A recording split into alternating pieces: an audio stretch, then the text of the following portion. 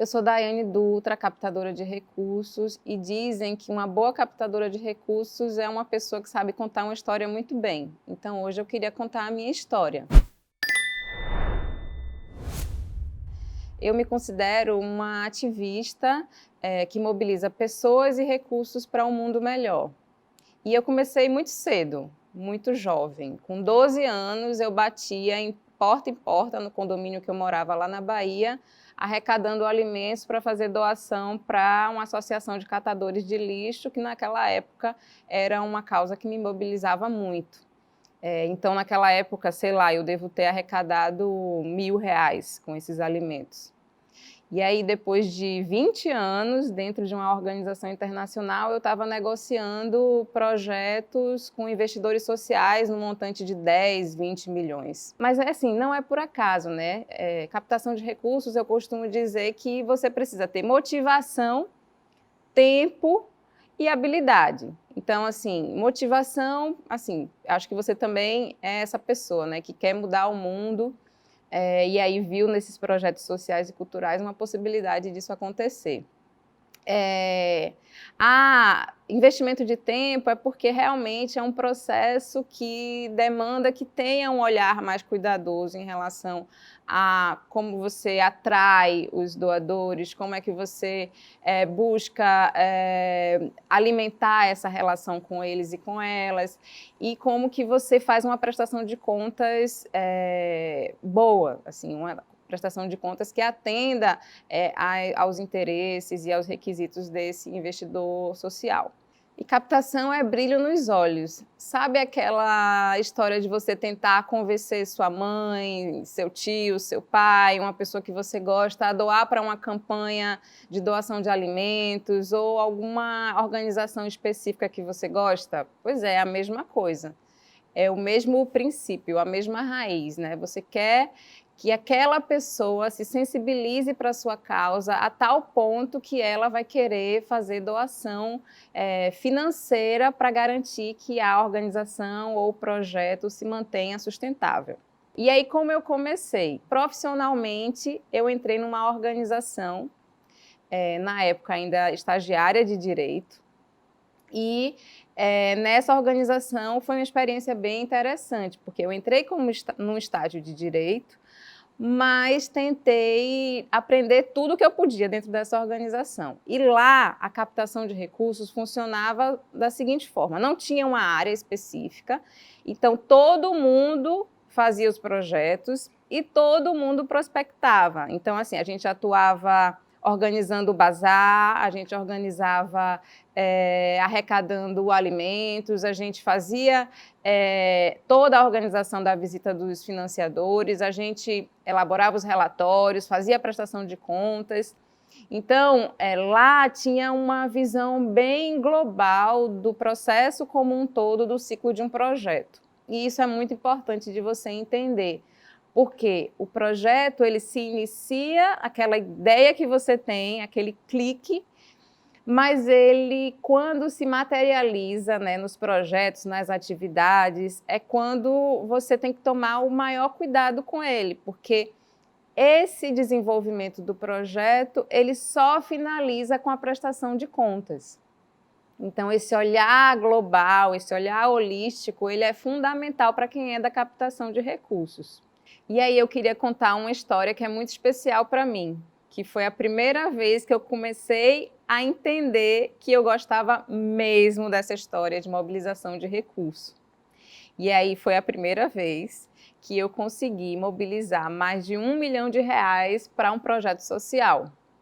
Era um projeto que tinha sido gestado por muito tempo para a área que eu trabalhava, que era a área de direitos humanos dentro da organização.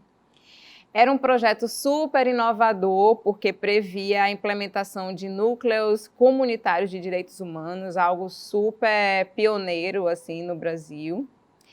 E para a gente foi uma grande alegria aprovar esse projeto, porque mobilizou 6 comunidades, representou o impacto na vida de milhares de pessoas. A gente resolvia conflitos que poderiam ser antecipados e não precisavam ir para a justiça formal, por exemplo. Esse é um impacto muito importante assim na vida das pessoas. E a partir desse projeto, eu consegui visualizar essa jornada inteira do projeto, desde a ideia, né, de quando a gente teve a ideia, até o final na prestação de contas, porque eu tive a oportunidade de coordenar esse projeto e fechar o ciclo dele. E aí, foi a partir desse projeto que surgiu uma mania que eu utilizo até hoje como boa baiana e mobilizadora de recursos, que é toda vez que eu envio um projeto, eu faço tocar o We Are The Champions do Queen. E assim, é uma mania que se estende para toda a equipe, para a minha família, para quem estiver perto. Inclusive, já teve vezes que eu fui falar um pouco, enquanto consultora, né, da minha proposta de trabalho, que eu falei, olha, só tem uma coisa, no final do envio do projeto, todo mundo vai ter que ouvir o We Are The Champion. E aí, quando o projeto finalizou, eu senti que minha missão nessa organização já tinha sido cumprida, e aí saí da minha cidade e fui assumir a gestão de um convênio governamental, que tinham outros desafios, que me levou a ter outros aprendizados. Eu fiquei lá durante 9 meses e aí fui para outra cidade. Eu estava naquele momento em João Pessoa e fui para Recife para a abertura do escritório de uma organização internacional que trabalha com a agenda de combate à pobreza. Eu entrei para fazer a gestão de um projeto que foi muito desafiador para mim, porque ele tinha um orçamento global de 4 milhões, então ele tinha uma complexidade envolvendo diferentes stakeholders, e para mim foi muito importante, porque ao mesmo tempo que eu fazia a gestão desse projeto, eu fazia o relacionamento com os doadores, né, com esses investidores que apoiavam esse projeto, que tinha uma conexão com uma outra organização, que foi a organização que ajudou a captar esse recurso, e foi muito bom para eu entender o quanto que é importante a gente alimentar essa relação com o doador, né? Quem investe no seu projeto. E aí, depois disso, né, depois de ter essa experiência na gestão desse projeto, que deu super certo, que teve a prestação de contas aprovada, que foi super elogiado, eu comecei a convencer o meu chefe de que eu poderia ir para a área de captação de recursos dessa organização, para a gente fazer uma tentativa pioneira de levar uma pessoa da área programática, né, da área de projetos, para liderar a atuação na captação de recursos de parcerias institucionais e da filantropia, que se relacionava com doadores de grandes valores e com fundações, agências de cooperação, institutos, essas grandes organizações que fazem grandes investimentos nas organizações. Acabei me apaixonando em fazer os olhos brilharem dos investidores. Sabe aquela história assim, de a pessoa fazer gestão de projetos e adorar receber os investidores para justamente fazer o brilho nos olhos, né? E uma coisa que eu aprendi foi que justamente aquele argumento que eu utilizava nas visitas, alguns eu achava que iria abalar e não dava em nada, a pessoa nem se empolgava nem um pouco. E tinha uns outros que fazia o brilho nos olhos acontecer, e eu comecei a utilizar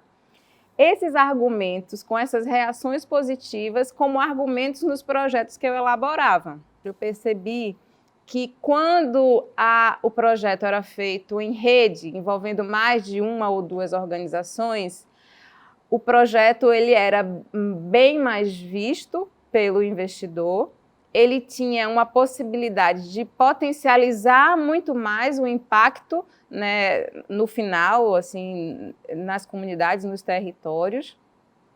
E acabou que isso me gerou resultado muito bom dentro da captação de recursos, porque fez aumentar a minha taxa de aprovação dos projetos, né? Eu juntando todos esses argumentos de brilhos nos olhos, proporcionou que eu tivesse um resultado direto na meta da minha captação. E aí, bom, estudei mais, me aperfeiçoei, aprendi técnicas fazendo, lendo, E aí comecei a defender mais fortemente a importância do olhar de quem conhece o projeto nessa área de captação de recursos. E aí, gostou? Então, se gostou, dá um like para eu saber. E, bom, aqui a gente tem comentários, você pode fazer comentários dizendo se gostou ou não gostou, mas também queria interagir com você. Qual foi a estratégia que você utilizou que deu certo? Quer me fazer alguma pergunta? Usa os comentários que eu vou responder, tá certo? Eu vou estar por aqui e te vejo na próxima.